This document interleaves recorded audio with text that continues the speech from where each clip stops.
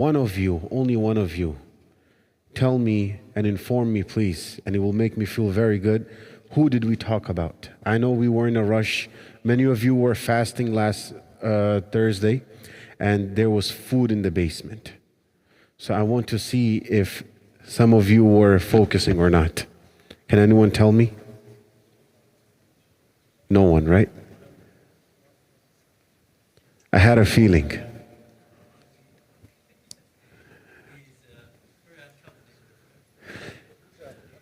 Suraqa ibn Malik.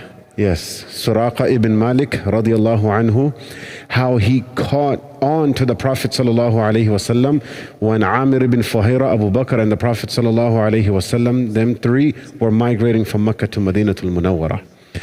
And I'm not going to revise the story, but I will just mention the ending point of the story.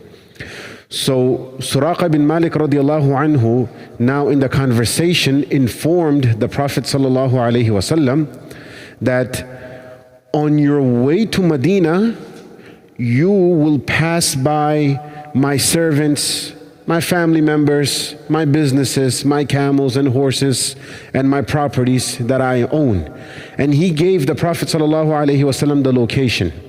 And he said that take this arrow from my quiver and show it to my servants or to whoever is being hired as a manager. And once they see this arrow, they will give you the camel that you ask for, or they will give you some milk, or they will let you rest under this roof. So do you know what the Prophet ﷺ said? The man who is probably the most vulnerable in the entire world, over there Abu Jahl has announced that dead or alive, I will give 100 camels. And as I mentioned, that was equivalent to becoming a millionaire overnight. And they're being persecuted, they're being tortured. Over 400 bounty hunters, it is reported that they were after, this bounty and this treasure of 100 camels. So the Prophet ﷺ was in the most vulnerable position. Today, us, when we are in our comfort zone, we still demand more and we still want more, right? So the Prophet ﷺ, even though he was in a vulnerable position, the most needy, he said to Suraqa that, "O Suraqa, la hajata li," that I have no need for this. There's no need for you to help me. In other words, only Allah is going to help me. I do not need your help. And he respectfully denied the help of who? Suraqa ibn Malik radiallahu anhu. Whereas it was 100% permissible for the Prophet sallallahu alaihi wasallam to seek help from Suraqa ibn Malik radiallahu anhu, to inform you and I that our hearts should not and cannot be attached to the materials of this world. Now, my brothers and sisters, a few days ago, I was reminded and informed of a very beautiful quote which personally had an impact on me, right? And I want to share that quote with you. It is that we sin as if Allah is not watching over us, as if He doesn't see. That's how brave we are when it comes to our sinning. That's how courageous we are when it comes to our sinning. But Allah subhanahu wa ta'ala is so merciful that He forgives as if He never saw, just ignores. That's how merciful Allah subhanahu wa ta'ala is. That is why Imam Ahmad bin Hanbal rahimahullah says that we are masakin and poor. Miskeen or faqir or poor does not refer to only, in this quote of his, a person who needs financial help, but rather it is referring to those who are in need of Allah subhanahu wa ta'ala's mercy. So he says that had it not been for Allah's mercy of concealing our faults, we would have been exposed and embarrassed. We would have been exposed and embarrassed. You're looking at me thinking that I did not commit a sin. I'm looking at you thinking that you did not commit a sin because there's no proof of it. There's nothing written on our foreheads. We cannot figure anything out in terms of our sinning or in terms of our good deeds. So Allah subhanahu wa ta'ala, the fact that He has concealed it, He rahimahullah says that this is a great blessing and be grateful for this, and since Allah has hidden that sin, do not expose yourselves. So that brings me to the hadith of the Prophet sallallahu alaihi wasallam. He says that everyone from my ummah will be forgiven except for those who are the mujahirun. Al-mujahara or mujahir is a person who manifests and exposes. So the Prophet ﷺ says that verily from the acts of exposing is that a person commits a sin or a certain action the night before. When he wakes up in the morning, Allah has concealed it and hidden it from everyone else. No one knows about it. But then he says, Ya fulan, oh so and so, do you know what I did last night? Do you know the movie that I saw? Right? Many of us are so sinful that many a times we know that the sin that we're committing is something which is probably one of the most hated sin in the sight of Allah subhanahu wa ta'ala, but we still pass on the information to others, and we still let others know and facilitate the way for them to commit that sin also, not realizing that I am being the key towards shar, towards evil. Now the Prophet ﷺ says that when you wake up, conceal the sins that you had committed the night before. وَيُصْبِحُ يَكْشِفُ سَتْرَ اللَّهِ عَنْهُ, that there's no need that a person wakes up and they expose themselves. Just make tawbah to Allah subhanahu wa ta'ala. And personally, I've experienced this on multiple occasions, that many a times when we're sitting in gatherings, especially in family gatherings, right? The sins that we commit, we brag about it. And this is something which is, not healthy for our faith and our belief in Allah subhanahu wa ta'ala. Abdullah ibn Mas'ud radiallahu anhu says that one of the quality of the believer is that he sees his sins as a mountain. Those of you who have stood in front of a humongous mountain, you'll see the power and the might of that mountain, how heavy that mountain is, and how great of that mountain is, and how tall that mountain is, and how huge it is. So he radiallahu anhu says that the quality of the believer is that he does not say this is a small sin or this is a major sin. To him all sins are equal, as if he's standing in front of a mountain and that mountain is about to collapse on his head. That's how scared he is from these sins. And then he says that the quality of a sinful Muslim is that he has no value for his sins, just like how we have no value for a fly that is buzzing around our nose and we shove it away from our nose and shun it away and push it away. It has no value. Similarly is the case when it comes to those sins. So this brings me to the story of Ma'iz radiallahu anhu, who was one of the companions of the Prophet sallallahu alaihi wasallam. And my brothers and sisters, we need to understand one thing. The Sahaba radiallahu anhum were our role model. Sometimes acts that they weren't supposed to do emanated from them. And it is clearly mentioned in the ahadith, whether it's Bukhari, Muslim, Abu Dawud, Tirmizi, Nasai, Ibn Majah, Ahmad, Musnad Ahmad, and etc. And Muwatta Imam Malik, it is clearly mentioned there. But out of respect for the Sahaba radiallahu anhum, because Allah Azza wa Jal used them as an example for us, right? We try to conceal those faults of theirs as much as possible and look at the bigger picture and look at how they got back up and how they returned back to Allah subhanahu wa ta'ala. Unfortunately, in today's time, especially in social media, amongst the youngsters, right? There are videos that are going viral in regards to the sins that the Sahaba radiallahu anhum, committed. A few days ago, personally, I came across the story of Ma'iz radiallahu anhu, which is mentioned, I believe, in Tirmizi and in Muslim. It is mentioned clear. There is no debate in regards to the story of Ma'iz radiallahu anhu when he had committed a certain act that he wasn't supposed to commit. Right? So it's going viral on social media that you see the Sahabas were also sinful. and they just leave a general statement on social media for millions of people to see, playing with the minds of the new generation, not realizing that it is causing more damage than the good. Maybe Allah knows that post was posted on social media with the intention of good, but personally I don't see any good in regards to this. So that's why I decided to remove the miscommunication and the misunderstanding when it comes to the story of Ma'iz radiallahu anhu, when he had committed a certain act that resulted in his death at the time of the Prophet sallallahu alaihi wasallam when he was stoned, right? When he was stoned radiallahu anhu, before he was stoned, he went to the Prophet sallallahu alaihi wasallam and he said that, "O Prophet of Allah, I committed this act." The Prophet sallallahu alaihi wasallam ignored him. And then he went to him again, "O Prophet of Allah, tahirni, purify me because I committed this act." The Prophet sallallahu alaihi wasallam ignored him again. The fourth time when he went, the Prophet sallallahu alaihi wasallam wanted to defend him.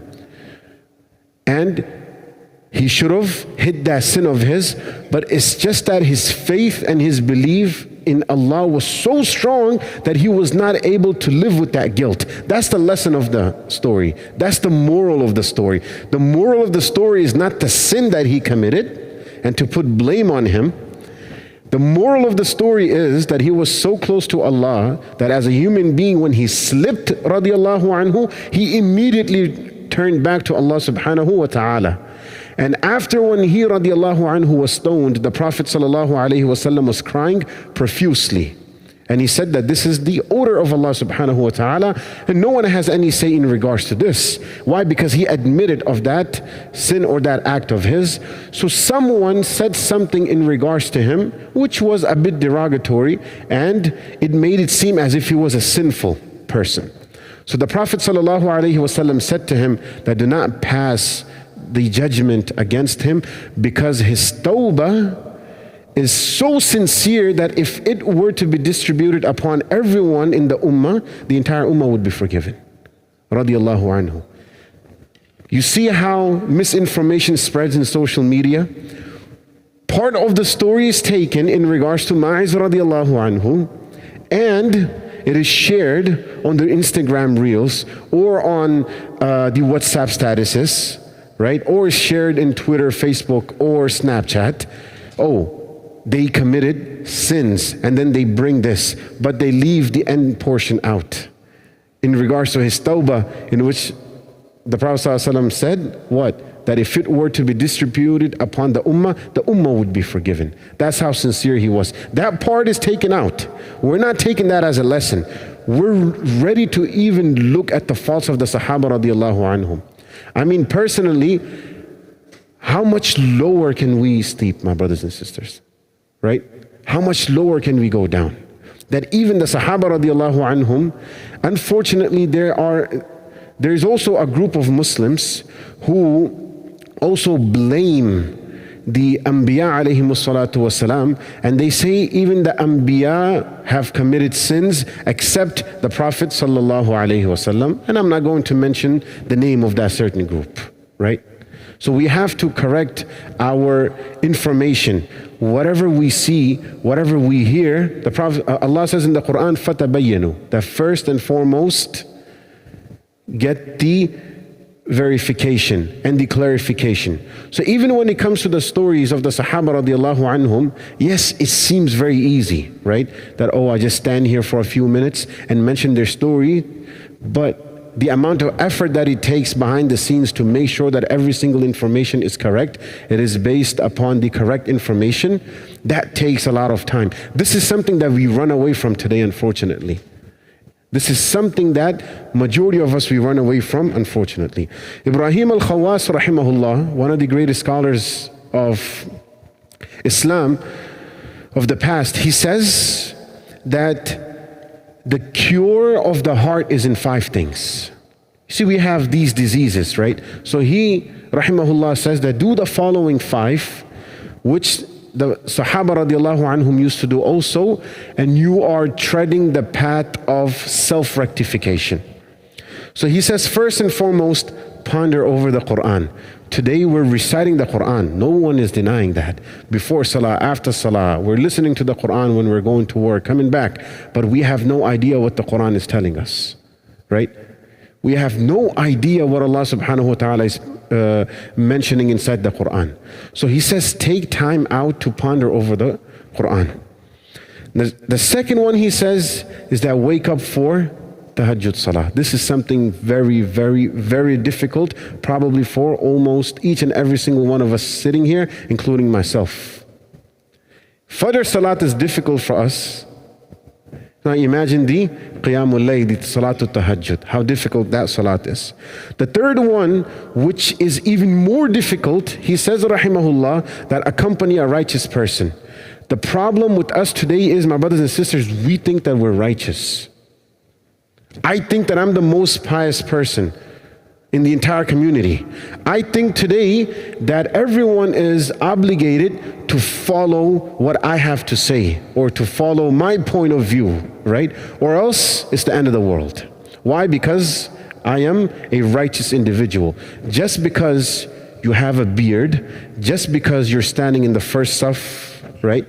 Just because you're wearing Islamic clothes, for example, or just because we're donating, it does not give us the guarantee that we're pious individuals. It does not necessitate the fact that we do not need any self-rectification. This is another issue. And then he says that humbly making dua. Today the concept of dua has been lost. Assalamu alaikum wa rahmatullah, assalamu alaikum wa rahmatullah, that's it, we're leaving. I have to go home. Or when we go through any difficulty in life, we're not making dua. What do we say in return? Which is also good. Well, this is from Allah. This is what we say. But the concept of dua has been taken out from our lives today. The fifth one, he says that if you want things to get done, right? Whether it's the memorization of the Quran, whether it's your qiyam, whether it's your dua, whether it's your recitation of the Quran or pondering over the Quran, he says that keep the stomach as empty as possible, and when you eat, do not fill your belly. Because this is the main cause of laziness. Imagine, I want you all to think in Ramadan, after iftar, do we actually feel like coming to the Taraweeh Salat, or we just want to lay down in our beds? I'm being honest with you.